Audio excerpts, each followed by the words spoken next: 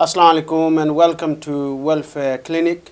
Today we're going to talk about refugees and should we welcome them to our country. Today my guest is Sheila McGregor, who is a former teacher and also from Tower Hamlets Stand Up to Racism. Sheila, welcome to the show. Thanks very much for inviting me, Ollie. Refugees has been a very important issue nationally and also locally. Why should we welcome them to our country? Well, the first obvious reason why we should be welcoming refugees at the moment is that our government, against what most people wanted, went to war in Afghanistan and Iraq and then the bombing of Libya and Syria. And when you bomb countries and you go to war, you destroy people's livelihoods and people therefore flee the war, they flee the bombing. And we can see that at the moment with Aleppo in Syria. And when people flee, and particularly when you're one of the countries which has actually caused people to flee, you have a responsibility to open up the borders and to welcome people in. And in the 1930s, people were very proud, looking back now, of what was called the Kindertransport. But people who supports the war or the government will say they go in to protect the people of Syria and protect them from the barbaric attack from Daesh or ISIS, if you want to call them. So are we not doing them a favor rather than making them flee their home?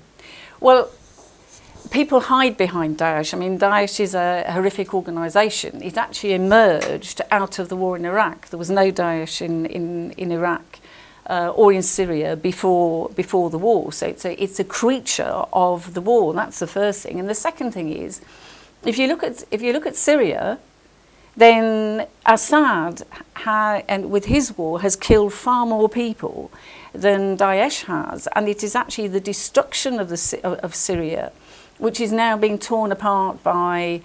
There's British involvement, there's United States involvement, there's Saudi Arabia, there's Turkey, there's Iran, there's the whole region which is involved in, and now Russia, destroying the infrastructure, and people are just trying to get away. And the overwhelming majority of refugees are actually in refugee camps in the Lebanon, in Jordan, in Turkey, in surrounding countries, and it's a minority who are actually trying to get to Europe. And Europe represents some of the richest countries in the world. Britain is one of the richest countries in the world. And the idea that we cannot take the people from Calais, from Dunkirk, open up the borders. Germany's taken over 1 million in a year.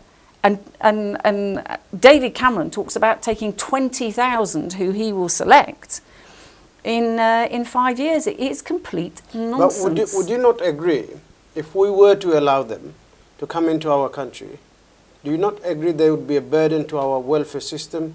They would be a burden to the communities in this country and to our society? Not at all. I mean, for a start, British society is made up of migrants and refugees. That's where we all come from in origin. But the second thing is, the figures show it again and again and again. The people who come in as refugees or come in as migrants are young, and they are the people who throw themselves into working, and as soon as people are working, they're paying taxes, they're paying contributions to society. Our health service would not function without people from all parts of the world. And the people who actually take money out are people like myself who are much older, who rely on the services. So people coming in are not a burden at all. That's complete nonsense. And really the problems that we face, and there are serious problems with housing, pressure on the health service, pressure on services, and so on and so forth. That is government policy.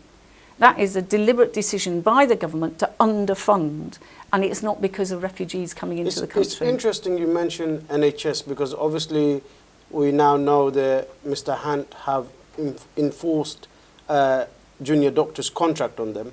However, if you listen to politicians like Nigel Farage and others, they blame everything on the immigrants. NHS failing, and it's the fault of the immigrants. We don't have enough jobs, fault of the immigrants. And would you agree with those sort of sentiments when you hear some of the politicians making comments such as this? Well, to be honest, Nigel Farage would, wouldn't he? He's a former banker. That's what his background is. Well, he claims he worked in the steel industry for 20 years. So, well, as far as I understand, either way, he comes from that part of society who were responsible for the financial crash in 2008, and since then have tried to say that we have to pay for the bailing out of the banks. It is a political choice to make us pay for the bailing out of the system, and it has absolutely nothing to do with refugees. And whether it's like the arguments that came out of Cologne, that it was all refugees who were involved in sexual mistreatment of a load of women in Cologne. Firstly, we actually have to say, of course, we're opposed to anything like that happening. But the idea that kind of sexual mistreatment is the prerogative of one particular group of people and that it's particularly refugees, all those sorts of arguments are complete nonsense. And jobs disappearing in the steel industry. We just had, because of the glut of steel industry closing down in this country. Is that the responsibility of refugees? Of course it's not. It's actually the steel bosses who take the decisions to close down the factories. It's not the people who work in them. And it's not the refugees who are sitting in Calais and sitting in refugee camps around the world. It's not their responsibility. Have you visited the Django in Calais? Yeah, I have. I went 3 weekends ago. Actually at the same time as Diane Abbott was there and Jeremy Corbyn was there, and I spent the day there. And what's your view about it? What did you see? If you want to say a little bit about your visit to our viewers, what was your experience? For me it was a double experience. On the one hand, I was really struck by the level of organisation in the jungle. People who had built schools, who built an arts centre, who built mosques, churches, restaurants. They were organising themselves, and this is, people who are in the most difficult circumstances and from all over the globe. That's really, really impressive that people of all religions and none come together and organise themselves together and to try to do the best they can in the circumstances. The other thing that really hit me and really is absolutely unbearable to see is human beings in this day and age having to live in tents in the mud, because that's what it is. That's what Cameron is saying, is these people can be fenced in and kept in mud, and that is absolutely disgusting. And the other thing at the moment is the sheer cold. I mean, I was there, in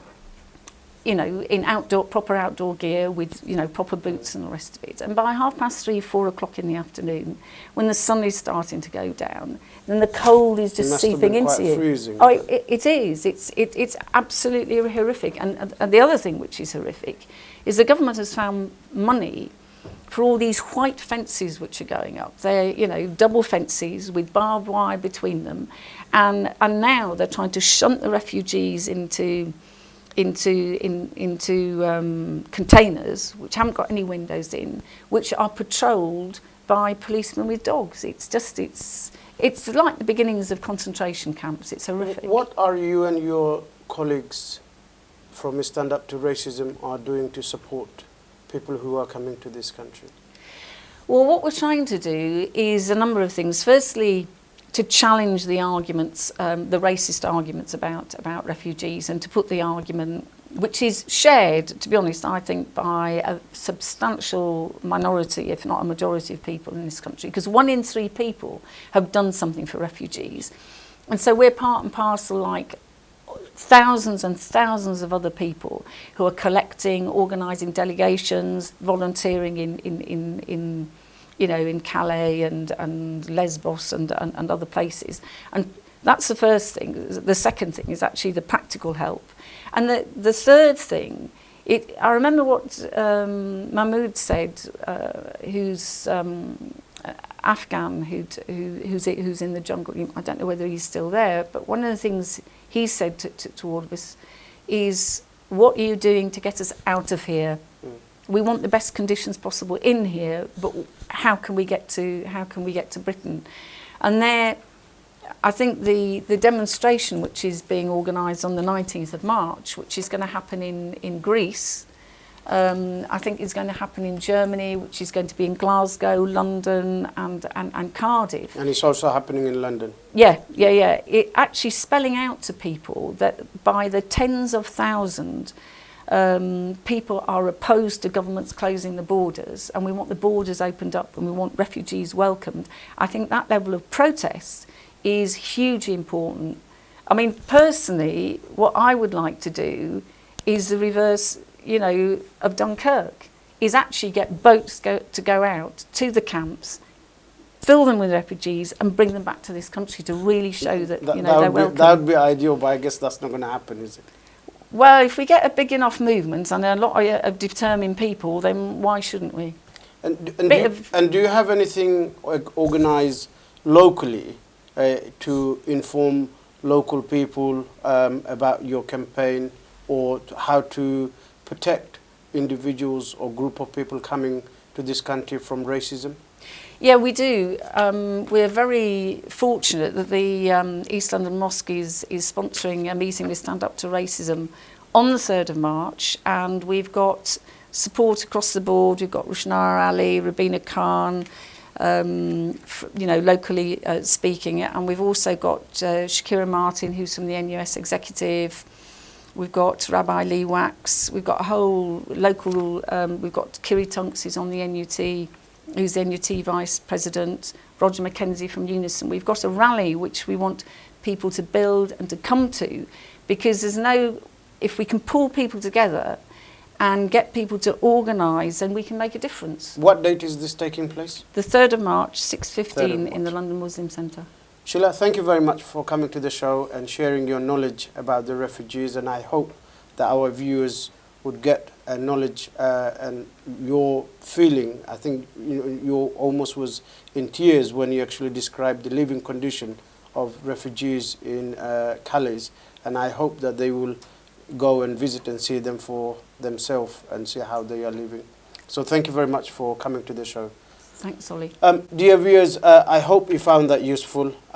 As you can see, the refugees are being caused by bombing their countries. It's not their fault that they are fleeing their country, and it is not as some claim, that they are burden to these communities or the society or to this country. So we should welcome them to our country and treat them as just like we would like to be treated. Thank you very much for watching Welfare Clinic. Until next time, do take care.